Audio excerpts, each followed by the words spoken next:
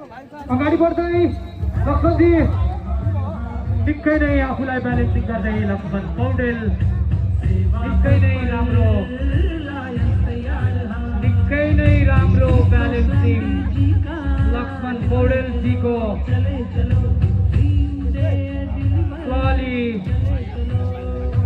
slowly